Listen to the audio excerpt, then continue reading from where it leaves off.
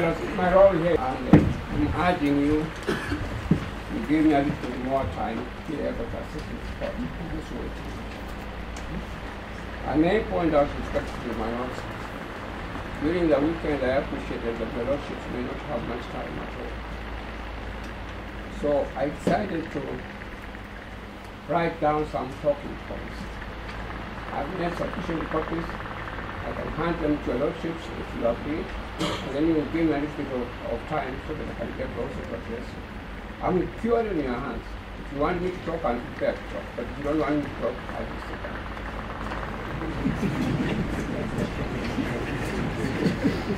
This is an important matter, my lord, if I may say so with respect. This is a very important matter. The first of its kind. And I would very much like to be of assistance. Yes. I haven't, but I'm sure with my able-learned friend, I have heard of the change of talking to. I'm sure you must have. My lady, this is my first proper opportunity to be on my feet and to address the court. I want to begin by saying it's an honour and privilege for me to be here before this court. Yes, we've had a couple of conversations outside court that by no stretch of the imagination could lead to my accepting service of what may be an expansive document at this late juncture, particularly in circumstances where the court set down a very clear timeline, and I'm sorry to say the petitioner has yet to provide a list of issues. The whole point, I was here in January, of setting this down for 3 days was to ensure that any and every issue that was to be raised, ventilated, was crystallized, and each party would have an opportunity to provide the court with substantive issues. And what we've heard this morning, I'll deal with it tomorrow, has taken us rather by surprise because it doesn't reflect the petition, as I've been telling the court tomorrow morning. So yet another addition. There have been 6 bites of the cherry so far, so one might be tempted to say another won't do any harm. I'm not sure there's much left on the cherry apart from the little stone in the middle. So I, with respect, don't accept it. Well, my lord, it's only 15 pages. It's up to you. It's one way to hand to you, I will hand to you. If you don't want, I'll stop.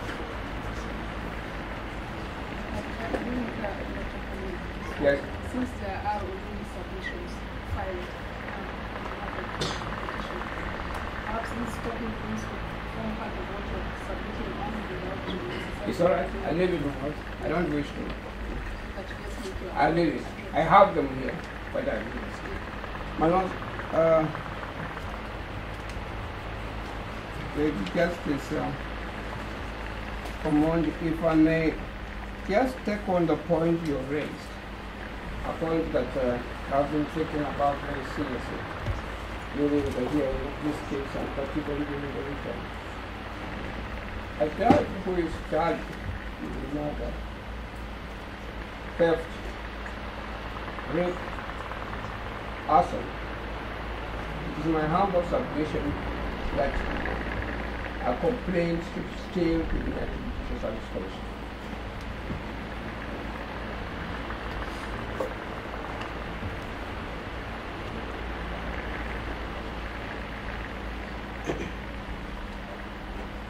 What happened to Mr. Justice Oguk was under the old constitution, and my humble submission, it should not apply in the current constitution at all.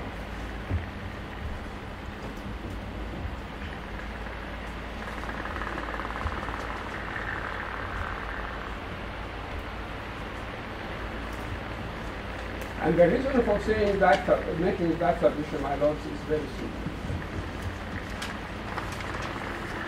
If you have a reckless DPP who behaves in a despicable manner,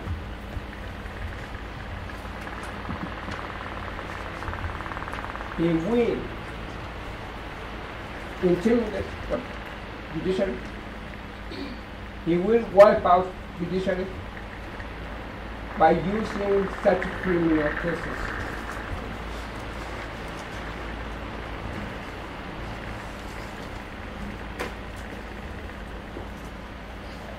And as I'm speaking to your lordship as a former law officer, I prosecuted cases at a very high level.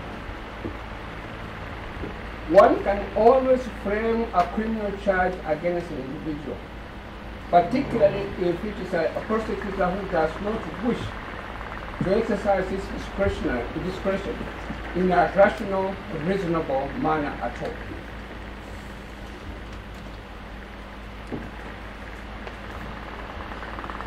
And in this connection, my lords, I would respectfully draw your lordships to Article 259 of our Constitution,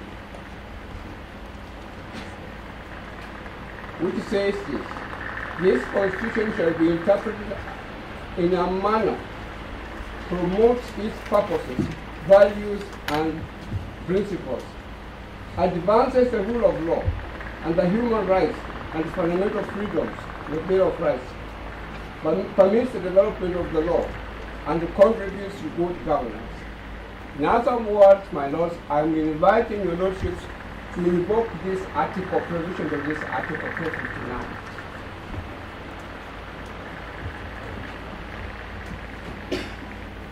To hold that under our law, under our fundamental law, the Constitution, criminal charges against judges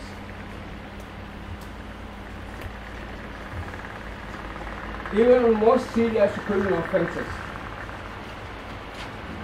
a judge must be given opportunity before the Judicial Service Commission. The Judicial Service Commission must look at this case. And some extent, my lords, I am fortified in this provision, in this submission, by United Nations law.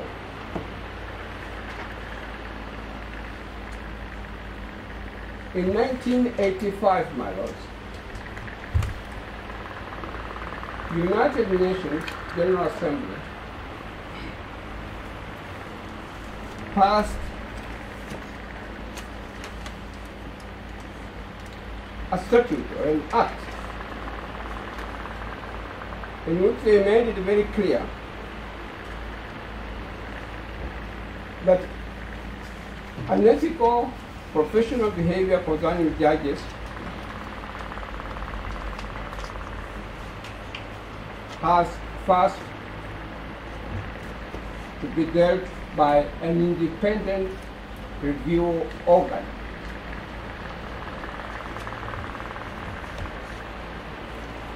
Of our state. In our country, it is the Judicial Service Commission.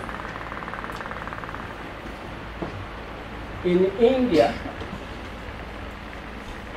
the Honorable Chief Justice has to give an okay.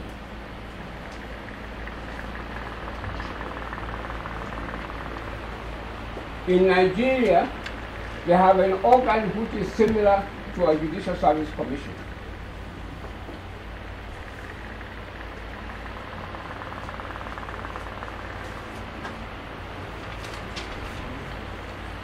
My lords, in the instant case, the complaint by the DPP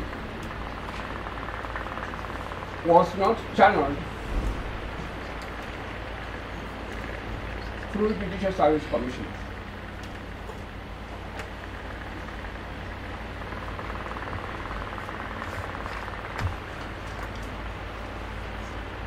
It is my humble submission that there is no way you can overlook that.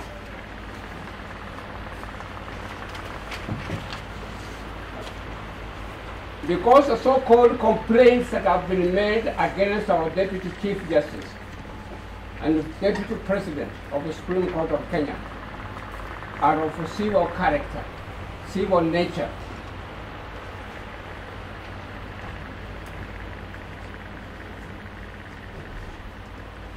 And my lords, the DPP, apart from not having acted properly in law, he has also violated our constitutional provisions. The Constitution is very clear on that point, my lords. And if you read the submissions, the able submissions that have been submitted by my land friend Mr. Hardy and my land friend Mr. Mugeni, it makes it very clear that the Judicial Service Commission is an organ which cannot be overlooked when you are dealing with a complaint of against a judge at all.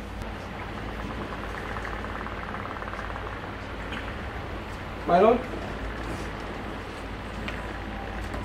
there is something else I would like to refer to the Lordship, or bring to your Lordship's attention.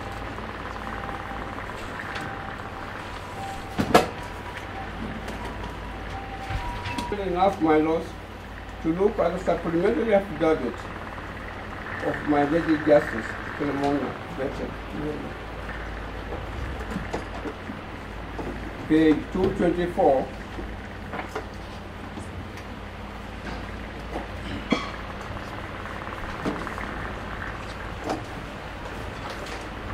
To page 458.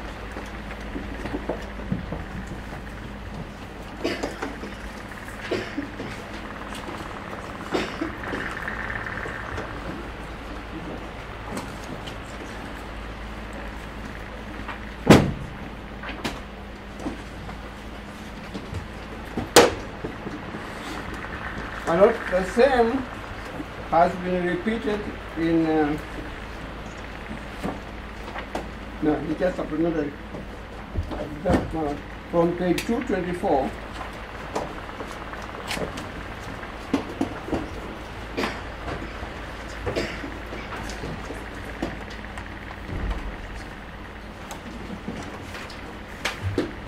To page 438.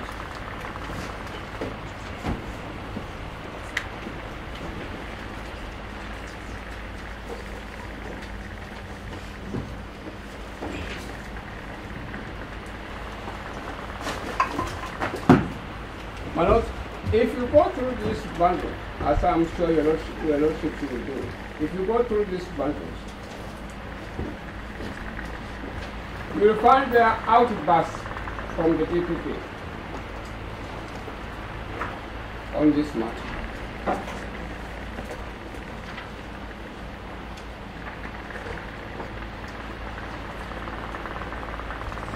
You will find their outbursts from the social media.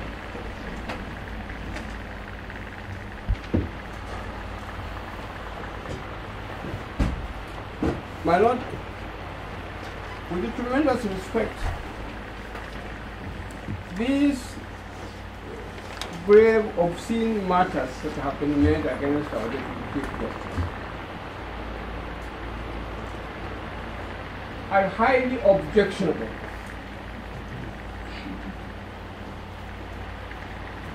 A judge is a judge. It does not matter who he is. He may be a young person. He may be an old man or an old woman. But he deserves respect.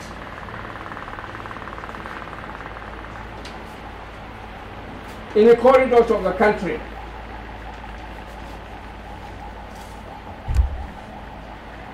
And one would expect a director of public prosecutions to be the one who is in the forefront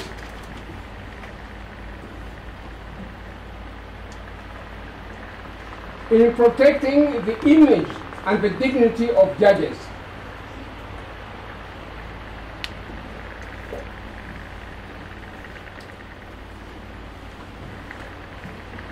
I recall my old days when I was deputy counsel to the South African community, in the old community. I attended to judges like Justice Pratt, newborn. I went to their homes to protect them, to look after them. They are judges. You have to give them dignity. And that dignity is not self-ego. It's good for the community, it's good for society, it's good for the rule of law.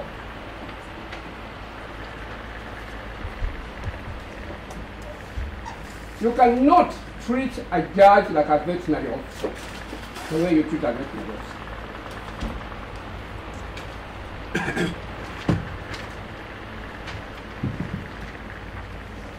He is the embodiment of the law. He is the majesty of the law. He is the pillar of justice, pillar of the law.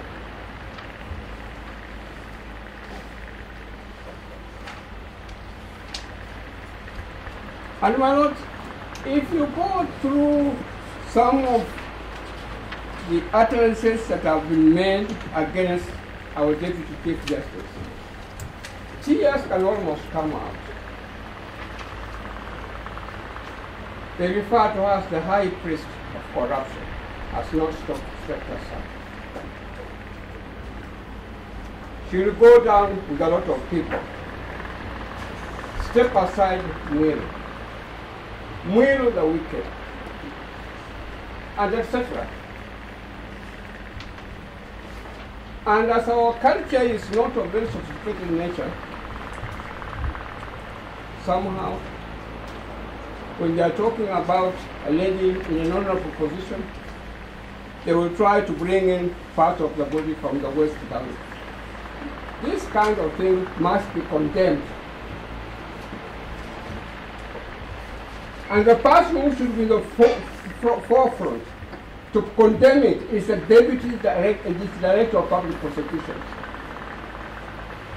To date, he has arrested none. To date, he has tried none. And my lords, it's my humble submission that this is a proof of malice on his part. That he was out to belittle the Deputy Chief Justice of the country. Not knowing or not appreciating that doing such a ridiculous thing is opening chaos for the country, chaos for everyone. Judges maintain the law and order. Judges try to make sure that there is no chaos in the country. We rely on all that.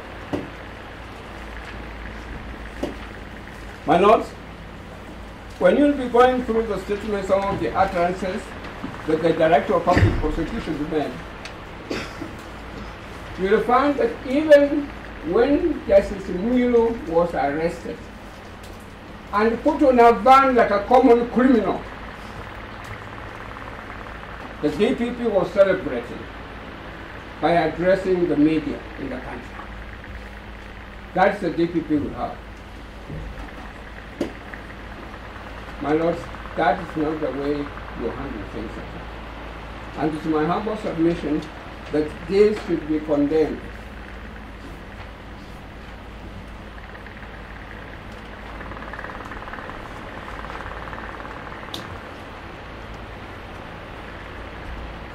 My lords, if I may probably put in a word, sorry I may use words that are rather harsh, but I think I should say them. When the 2010 Constitution came into operation, my lords, some of us who are privileged to appear before constitutional courts from time to time. This 2010 Constitution, my lord, elevated the whole country to the same group as civilized countries of the world.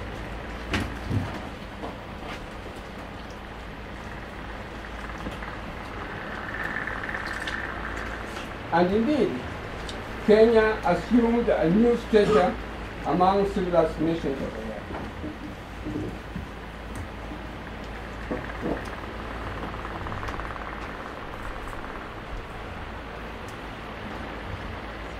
And may I say, my lords, judges who have had access to interpreting the 2010 Constitution have done us proud. We're proud of it.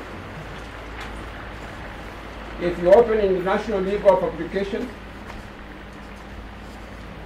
you will see our cases there. Judgments of the court being quoted, being cited. Something that was used not to be done on a large scale at all. Yes, madam.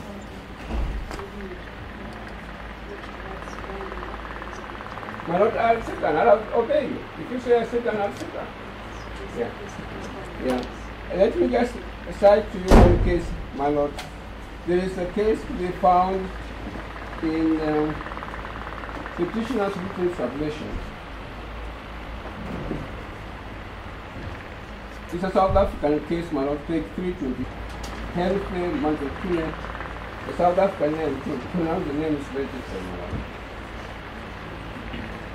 My lord, this case emphasizes secrecy, confidentiality when handling judges' matters.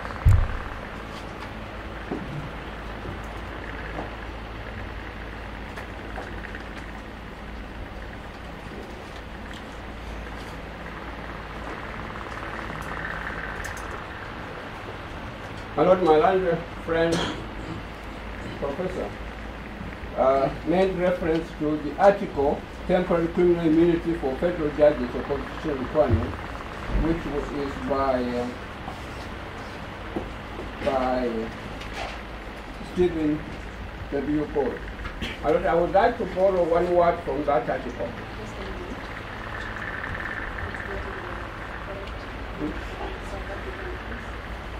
The South African case, my lord.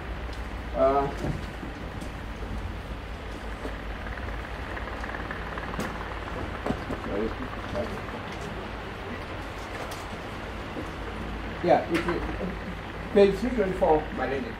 Page 324. There's a South African name there. It's very different. It's related with something, you know. Yeah, my lord. My lord, if I may refer your lordship to the article that my learned friend referred to, Professor Sehani, page 300, there is one word there, my lord, of retaliation. The author emphasizes that word very much, retaliation. Judges should be free to deliver judgment on criminal matters against the state without fear of retaliation.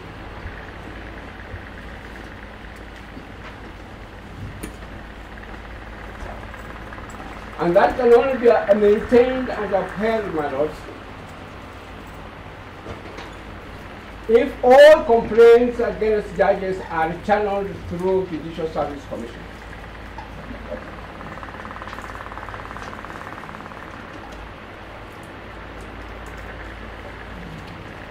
My lords, before I sit down, let me give me time just to mention one thing. It is common knowledge that the Deputy Chief Justice was arrested because of the role she played in the election case against the President.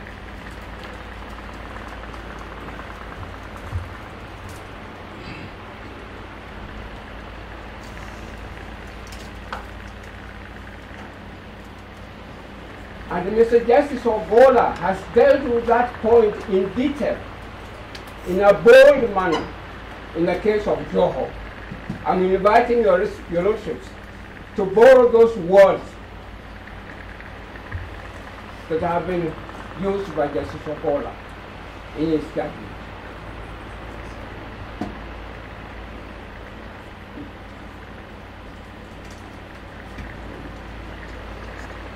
Let us not convict the Deputy Chief Justice at all, my lords.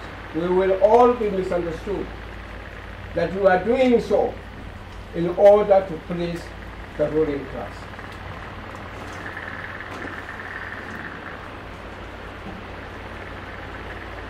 Let us stand up, be bold, like the way Chief Justice Martin said in the case of Kitunguri, that we remain bold and come up with a judgment in favor of the Chief Justice.